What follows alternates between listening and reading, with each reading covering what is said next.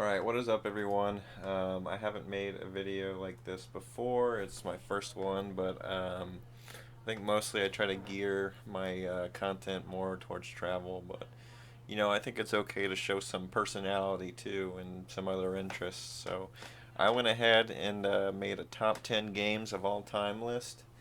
I actually wanted to share it just in case anybody is odd like me and decides to just kind of look at the gaming personalities on YouTube and just see what they like. Some of my favorite YouTubers are Metal Jesus Rocks, Alpha Omega Sin, Happy Console Gamer. He's awesome.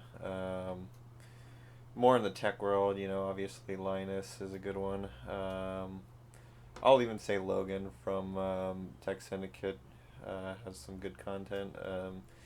It's kind of changed a lot from how he started, but I still enjoy his videos.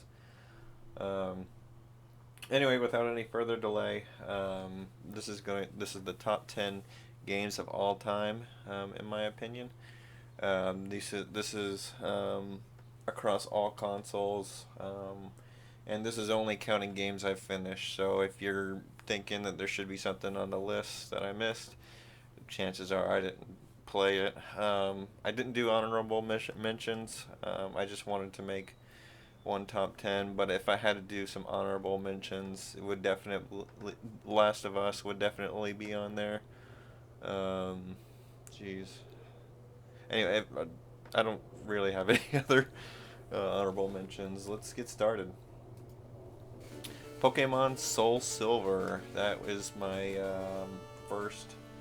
Um, Actually, the 10th on my list. I got this game, when I think I was 20. And if you can see from my save on the video that I put almost 200 hours into it. I transferred all my Pokemon off of it. There's actually a way you can get it from Soul Silver to Pokemon White to your Pokemon Bank on the 3DS, and then I basically transferred them from my Pokemon Bank to my most recent one, and I think it was Pokemon X or Y, and then it finally got to Pokemon Sun. Soul Silver was, in my opinion, the best Pokemon game. I thought Gold was. I originally bought for this generation with Gold on Game Boy Color, but when they did the remasters for the 3DS or the DS, I got the Soul Silver. Um, Lots of fun. For some reason the old ones just always seemed better. The X and Y felt a little bit too easy for me. Alpha Sapphire I'd say was still really good, and then Pokemon Sun was still really good. It had some different elements. For some reason I'm a sucker for, I love the traditional Pokemon. I don't care that it has the same formula. It feels nostalgic whenever I play the new one, and there's new characters and stuff, but the formula is the same. I don't know what to like in that too. You know, it's something good, for lack of better words. All right, now number 9 on this list is The Legend of Zelda Majora's Mask. Um, this one just actually features my favorite version of Link, Fierce Deity Link, and you have to go through quite a lot to actually unlock them. You have to collect all the masks and turn it in to the kid at the moon, if I remember right, who has Majora's Mask, or it's not Majora's Mask, the Fierce Deity Mask. Um, I actually like this one a lot. When I was a little kid, I kind of preferred Ocarina of Time because it didn't have the 3-day time limit. Um, the 3-day time limit was just like, not my favorite, because it does. I've seen people talk about this and make this point, and I kind of agree with it. It kind of extends the length of Majora's Mask, because if you were to be able to save and continue where you left off, um, it's really not that long of a game. That being said, though, it's my favorite Legend of Zelda game, and I wish they would put Fierce Duty Link somewhere else. Now, I have some confessions. Um, I have not played Skyward Sword, and I haven't completed Twilight Princess. I got really far in Wind Waker, but I did not complete it. So, if you think that that's one of your favorite Zeldas and you think that should be my opinion too, you're welcome to try to force my opinion. But, you know, probably not going to. And you know what? I might even not ever complete those games just to, continue being right in my own opinion in that way. Because what if you were right? Yeah. Anyway, on to the next one. Next favorite, Diablo 2. I'm going to just go ahead and say Diablo 2, hoping you understand that I also mean Lord of Destruction. This game had so much for its time. It was just a really fun action RPG where you could really customize the stats and skills of your own character. You could make your own builds. Everybody would duel outside of the Bloodmoor and test out their build. Doing Bale runs, MF runs through, I think it was Mephisto, trying to get, awesome ruins. I remember I got Heart of the Oak, Enigma. It's really cool to see some of the old sets actually from Diablo 2 and Diablo 3. Like a friend of mine showed me Immortal Kings. But some of the sets weren't actually good in Diablo 2. They were just kind of good, okay, while you were getting the Ruin Word items. The Ruin Word items were the best. Ethereal, Breath of the Dying, I always wanted. I wanted a Barbarian with that weapon just to, go through Bloodmoor and, start running the camps outside of Bloodmoor.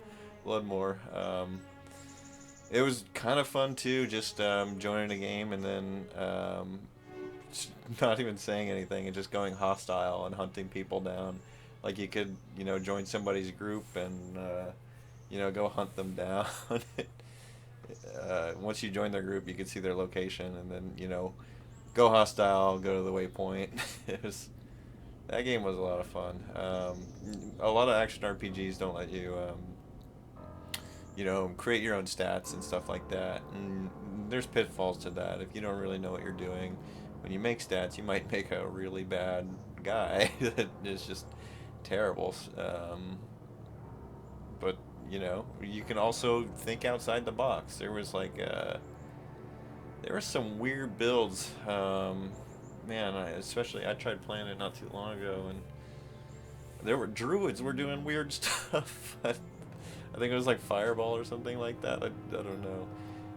If somebody's still playing Diablo 2, you should get on. You should let me know or post in the comments because I've played that game. Like I can't get back into the dueling.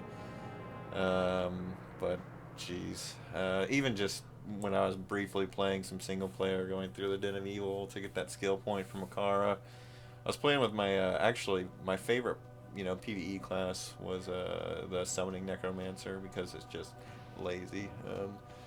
Most of what I do is just like trying to figure out the easiest way to do something, and I do it. But yeah, Diablo 2, really really good. I don't really know how to conclude things very well, and we're just gonna go on to the next game, which is going to be Elder Scrolls 3 Morrowind. Now that game, I don't know if any of you watching were into skateboarding, but I played some Elder Scrolls, we were skateboarding from about middle school, early middle school to like mid-high school, and there was one summer where like one of my friends disappeared, and he got caught up playing Elder Scrolls 3 Morrowind. And then I didn't really even know about it. I just watched a few people play it, and then I played it myself, and it was a lot of fun, man. We likened it to like Grand Theft Auto. It's like a medieval Grand Theft Auto, and there's something about it that just feels better Oblivion and Skyrim to me. Some of you guys are probably like, "Oh, come on, the combat's lame." The combat is fine. It's based on dice rolls. I understand that it's not like, oh, there you see my skull bed, and I understand it's not like it's not like as action oriented.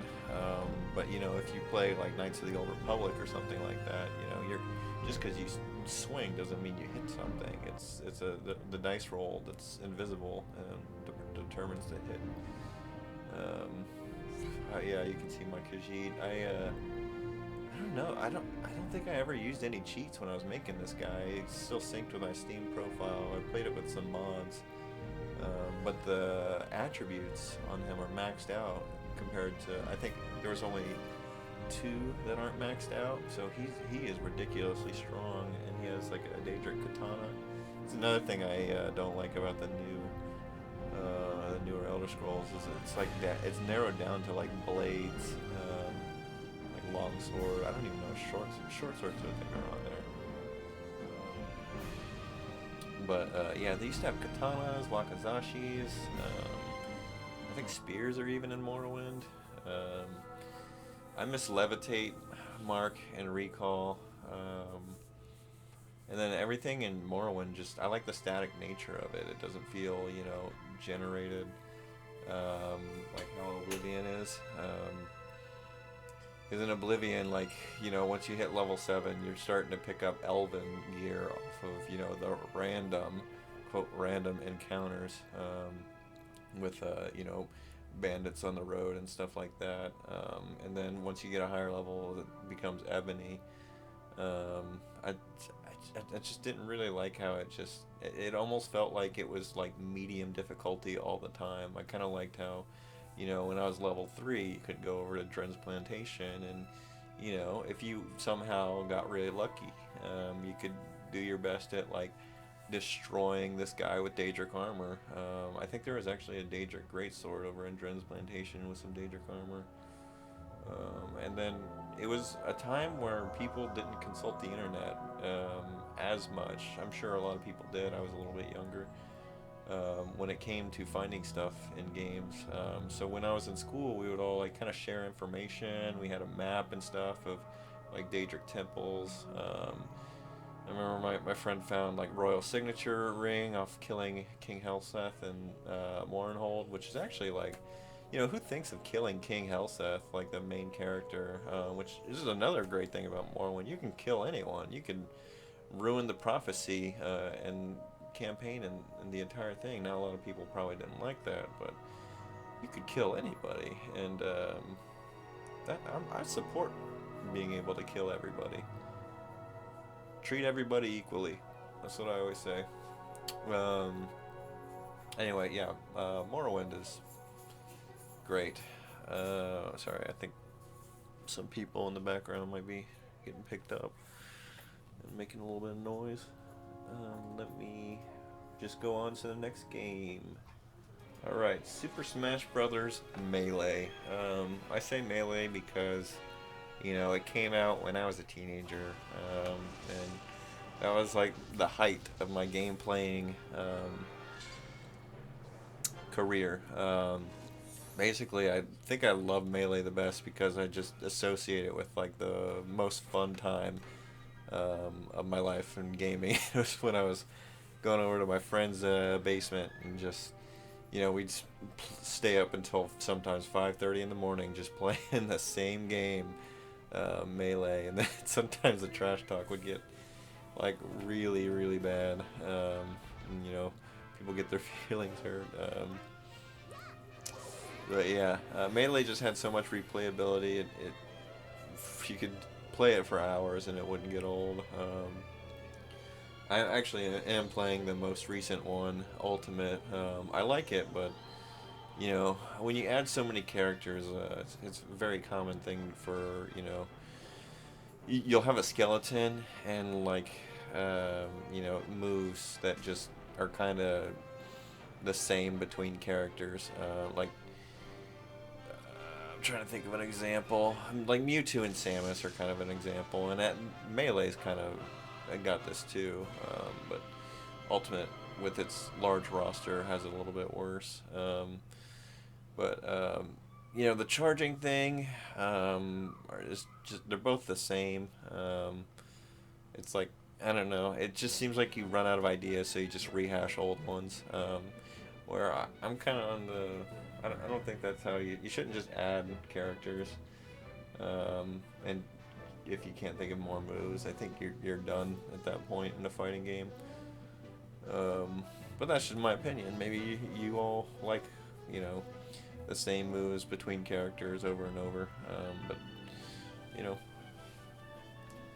I don't.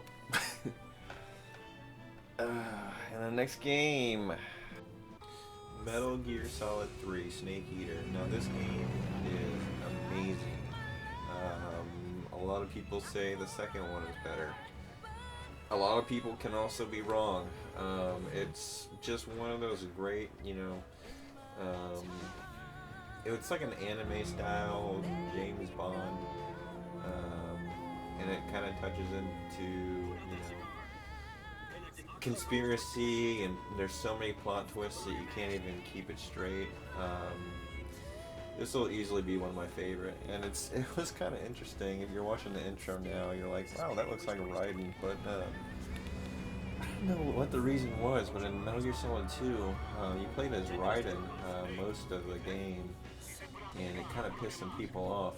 And when we got 3, it was almost like they were like bracing you to you're gonna play as Raiden again, so a lot of people were probably pissed. And then he takes his mask off on the first mission, and then it's good old Solid Snake from Shadow Moses, or not Solid Snake. A lot of fanboys are gonna be mad at me.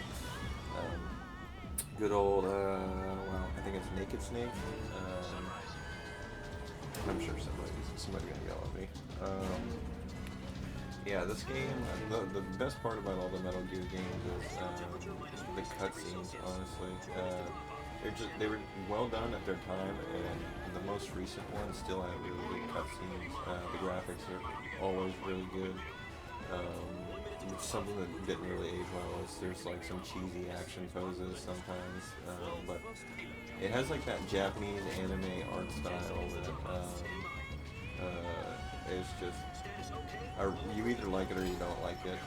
I'm a fan of it, and then the plot twists just make it more and more interesting. And yeah, not much else to say. I really love how sometimes in the end they conclude with real history facts. I know they did it in 2. Yeah. 3 was really good. All I'm gonna say about that. It's gonna be Dark Souls.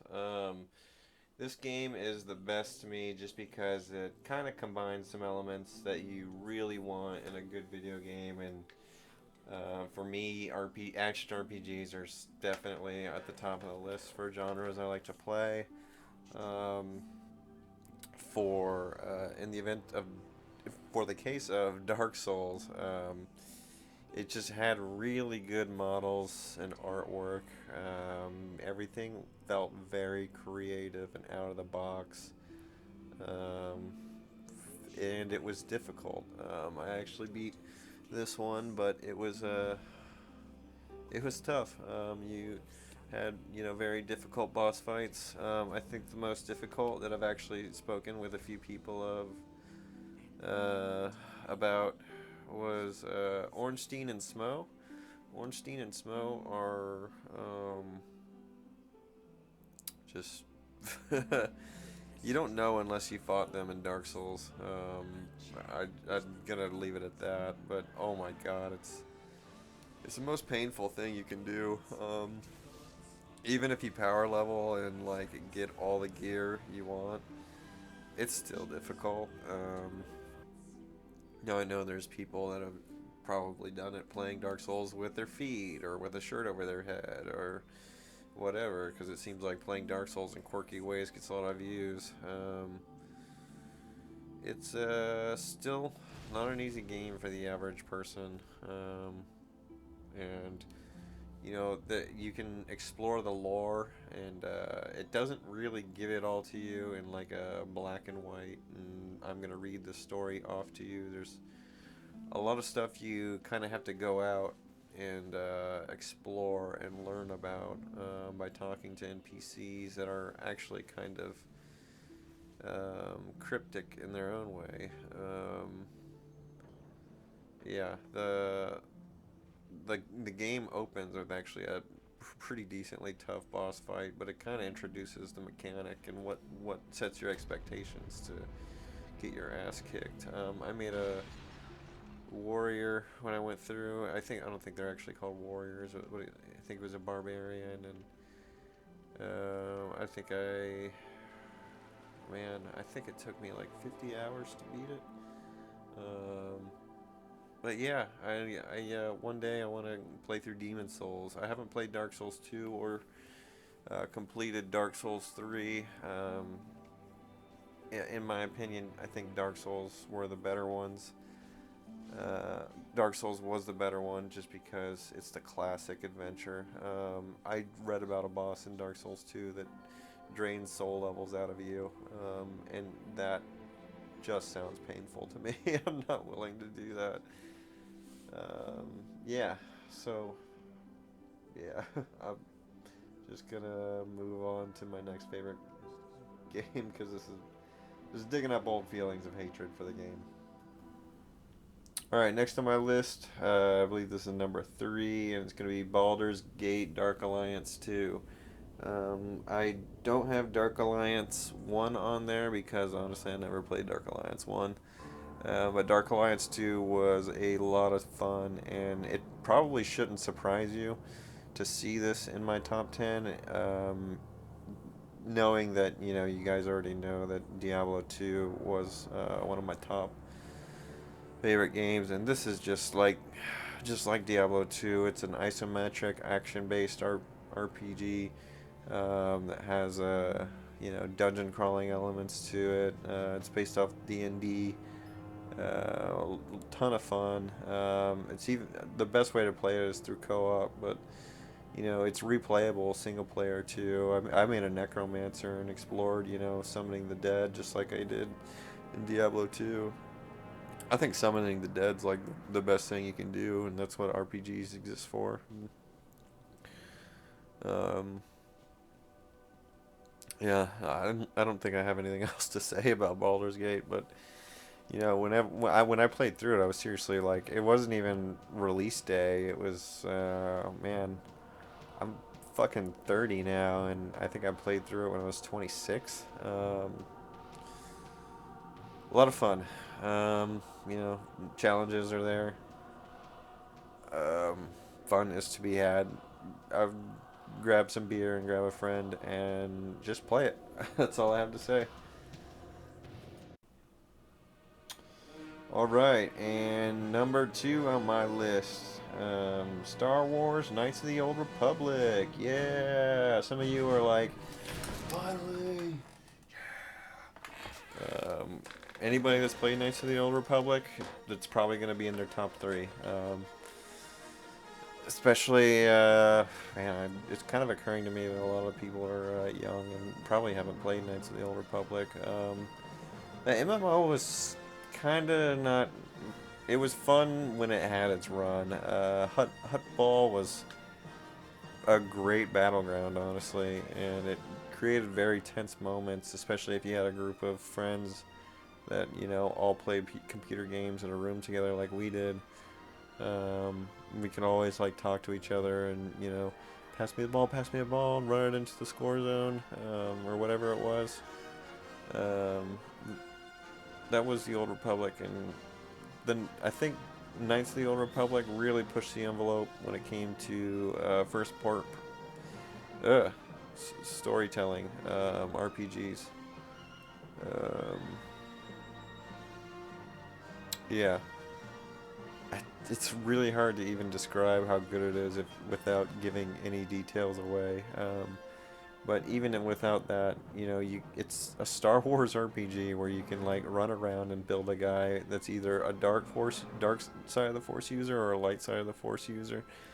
Your character shapes sort of decisions that you make throughout the game, so you look more evil or more good in physical appearance as you keep going.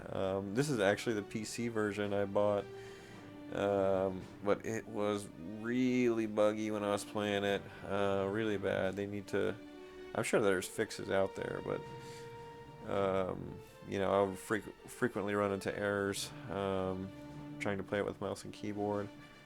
I think you gotta play it on the either classic Xbox or whatever else it was on. I think it was Xbox. I don't think PS2 ever got it. Um, yeah, this kind of inspired a lot of people to, open up the Old Republic lore and read stories from it. And I don't think a lot of it's canon. There's probably a lot. I think some of it definitely is, especially nowadays. And I think with Disney's purchase of Star Wars, we're probably gonna see possibly some movies exploring the Old Republic, especially with the Mandalorian out. Which I honestly, I don't think it's overrated, but fine, I'll say it. It's a little overrated in my opinion. I didn't think it just delivered that well. It had so many episodes that were just boring, especially after the first episode. That like it was really hard to care about what was going on in the episodes that weren't as interesting. It felt like a TV show that was kind of writing for, this is the seasonal arc and this is where we're gonna go. And we're gonna peak viewer interest here, here, here, and here. It rather than its own like, good story. Yeah, I'm probably gonna make a lot of enemies by expressing that. But oh well. Without further ado, we'll go ahead and get into my last top favorite game numero. To be clear, I mean this is my number one game that I like of all time. Metal Gear Solid 2, Sons of Liberty. Man, this game. I played it when I was like 12 to 14, I believe, and the only reason I was able to get Metal Gear Solid 2 was because my parents were pretty strict about M-rated games, and I think a lot of parents should, at least enforce a little bit and, review what their kids are getting into. The only reason I was able to purchase this was because GameStop really wasn't enforcing that rule, and I bought NFL Fever and Metal Gear Solid 2 at the same time. And my dad checked out my purchases at game stores just to make sure everything was good. And I literally switched. NFL Fever was like $2. Metal Gear Solid was the actual game I wanted. I took the disc out of Metal Gear, put it in NFL Fever, and threw away the case to Metal Gear and the disc to NFL Fever. And then when I was approaching, he would, what'd you get? I'd show it off, and I'm like, oh, just a football game. It looks fun. And he never really opened the case to inspect what the media actually was. And while that, little bit of sneaking around I did was probably not the best thing to do, I did get to experience one of the best games, and till this day, 16 years later, best game I ever played. It's huge, and it really gets into the revolution, like the technological revolution, possibilities that could occur, especially from an espionage point of view. How war is going to be changed when we develop more and more sophisticated weapons. It captured suspense and action in such a way that it was hard to put the controller down. I think most people, if you didn't play it, you probably didn't like the tactical espionage action. at all. And I don't blame anybody that didn't like the gameplay. But there's movies of the games on YouTube if you want to just watch it. And I would actually have people invite me over just to play Metal Gear in front of them because they didn't want to play it. Because it's just that good of a game. You know, it's like watching your favorite anime unfold. You know, and there's plot twists around every corner, as I mentioned in Metal Gear Solid 3, and then everything just keeps getting trickier and trickier. I really like how it's not so real, that the laws of physics are kind of, you know, all there and enforced. Like they get into some supernatural stuff, especially with you know, some of the antagonists that you'll meet in boss fights. But yeah, I'm really sad about what happened with Kojima. I think over at Konami. But I think he's gonna make some really good games. Even though the Metal Gear franchise isn't his anymore, I think he can. Or I don't know if it even isn't his or who won that. But we'll get more Metal Gear. There's no way we're done with it. I never beat 5, but eventually I will beat 5. I think I'm actually like 60% of the way through. But I'm not actively playing it anymore. But yeah, that's my top 10 list. If you have any comments, or are you disappointed I didn't show anything, or think I should play something, or if you want to tell me I suck, you know where the dislike button is, and then the comments, you can go ahead and just leave anywhere. If you want to make a video of you flipping off the camera, you can send me a link to that. That'd be great. I don't have anything else to say. Um, Thanks for watching if you made it all the way through, and have a great day.